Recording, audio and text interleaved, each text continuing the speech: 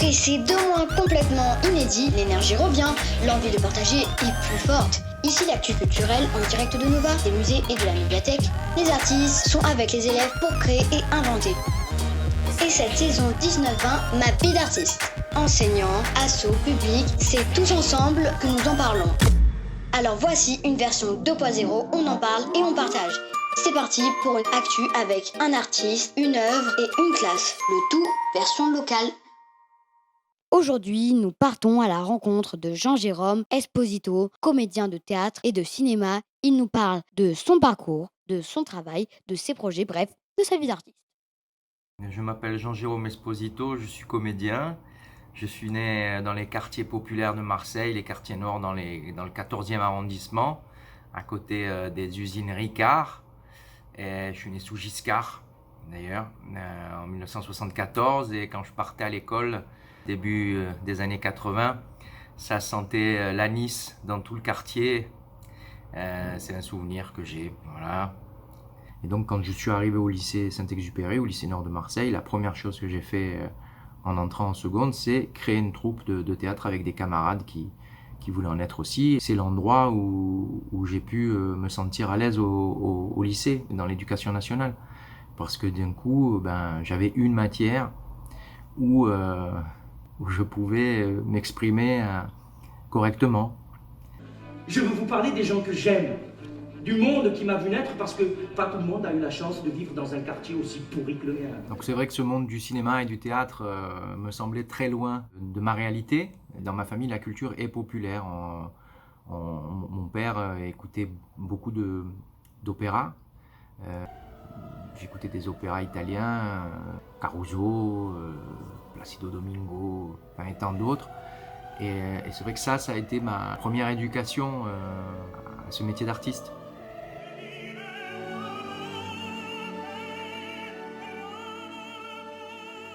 Mon père me disait souvent en écoutant ces morceaux, c'est la musique des dieux. Celui qui n'est pas touché par ça, c'est pas un humain.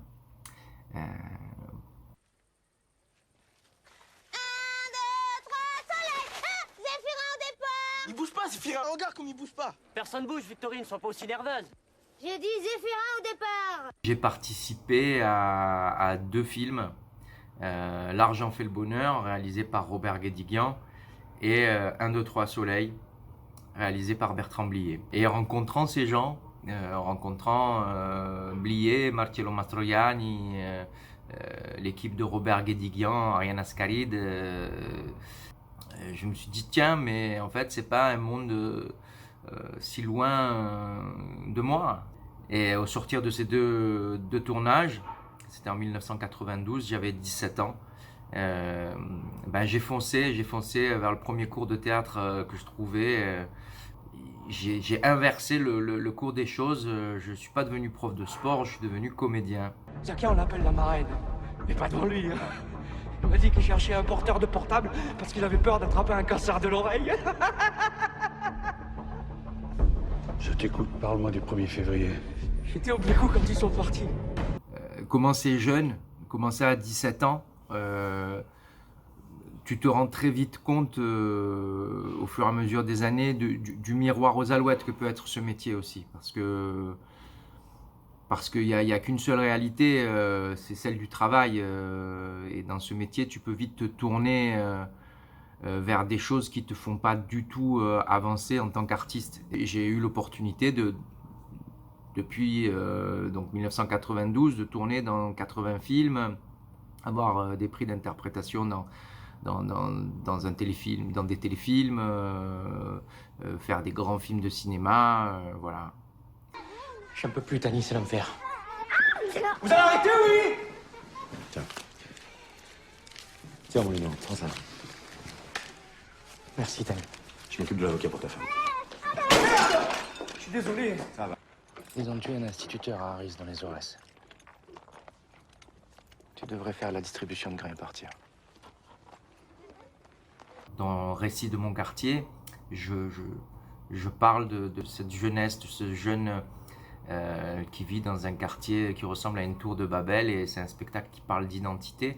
Quand tu lis ça dans les journaux intéressants, les cités, les parents démissionnent, et que tu repenses à nos parents obligés de louper Dallas pour nous surveiller.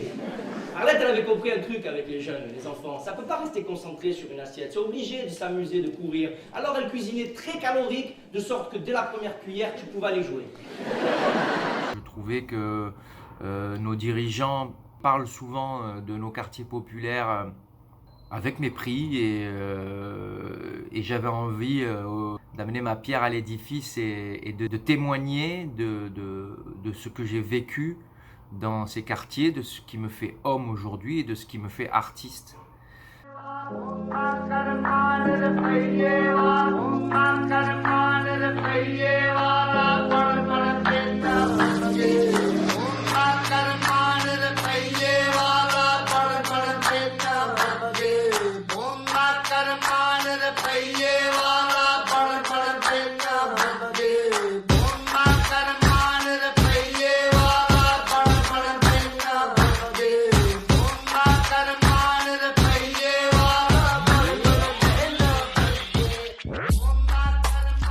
Donc aujourd'hui je suis auteur aussi, auteur de cette pièce qui va se jouer chez vous, Uppercut, qui parle de migrants et de boxe anglaise.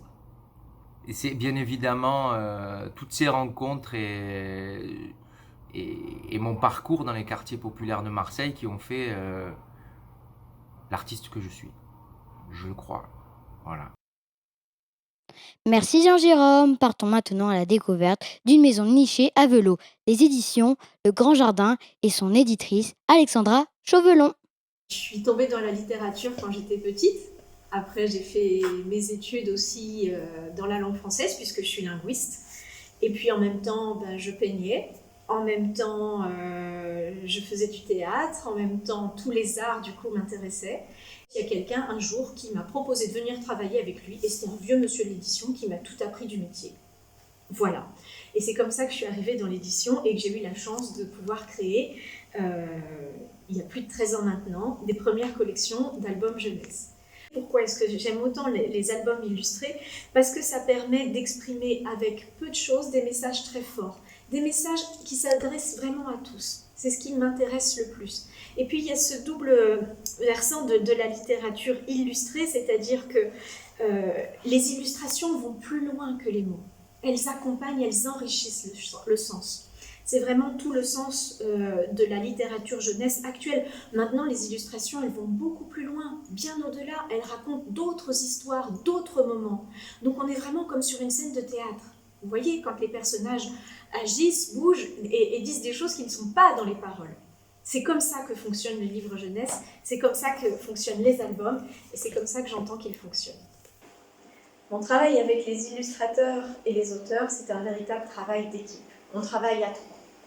J'ai vraiment envie qu'on travaille tous dans la même énergie. Je ne suis pas une usine, je suis une petite maison d'édition, c'est pas comme dans les grosses maisons d'édition, c'est des espèces d'usines. On met le texte d'un côté, il ressort de l'autre côté, sous forme de livre. Moi, je ne veux pas travailler comme ça, je veux vraiment travailler en équipe avec les auteurs et les illustrateurs. Quand je reçois un texte qui correspond vraiment au message que je veux transmettre, j'interpelle l'auteur et puis je lui dis que j'ai eu un coup de cœur, souvent c'est comme ça que ça commence. Et puis, on échange. On échange déjà sur la philosophie de la maison, sur l'esprit, sur tout ce que je voudrais transmettre par ce texte. Et ensuite, je pars à la quête d'un illustrateur. Parce qu'un illustrateur, il va pouvoir mettre en lumière vraiment le texte et rajouter de l'histoire, rajouter aux mots qui sont présents, rajouter d'autres contenus, rajouter d'autres valeurs. Donc le travail de l'éditeur, c'est un travail central, véritablement central dans le livre, dans cette équipe-là, pour mettre en valeur tout ce qu'a voulu exprimer l'auteur et tout ce qu'a voulu exprimer l'illustrateur. Mon métier, c'est de faire pousser des livres. Faire pousser des livres qui parlent aux grands et aux petits, avec des messages courts, qui parlent de la vie, qui parlent de l'homme, qui parlent d'un peu de philosophie, qui font du bien, et qui aide à grandir. Merci Alexandra. Partons maintenant à la découverte de plus jeunes artistes, les élèves de la classe de Pascal Tanner, qui ont travaillé sur du land art, les œuvres de Paul Klee et de Magritte. ma fenêtre, je vois le beau rosier fleuri. De ma fenêtre, je vois mon tout petit chat gris. De ma fenêtre, je vois mon oiseau noir. De ma fenêtre, je vois mon pépé qui travaille. De ma fenêtre, je vois le grand cèdre vert foncé.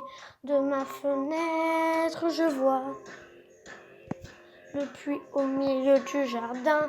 De ma fenêtre, je vois mon tonton faire de la muscu. Il faisait des maisons très tordues, des arbres multicolores. Un artiste, c'est plutôt avoir des idées de création, de la peinture. Pour moi, c'est ça. Être très doué à faire des choses, colorier, peindre.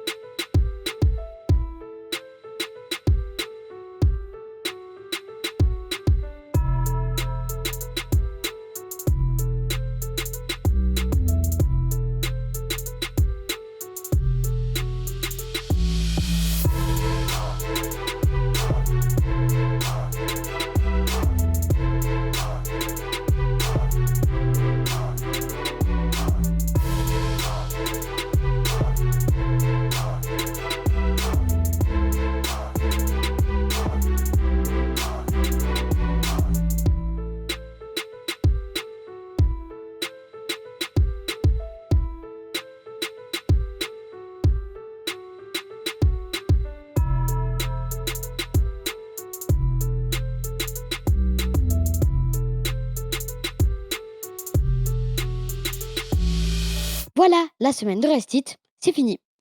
Un immense merci à tous ceux qui ont participé à cette vidéo et qui se sont impliqués dans la thématique de saison Ma vie d'artiste.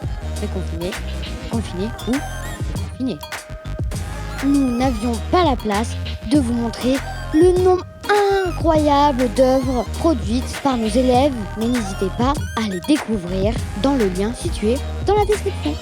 Culture Backstage sera de retour dès la rentrée avec de nouvelles aventures. Alors, restez connectés et bon été! La voix, c'est Nina Conro.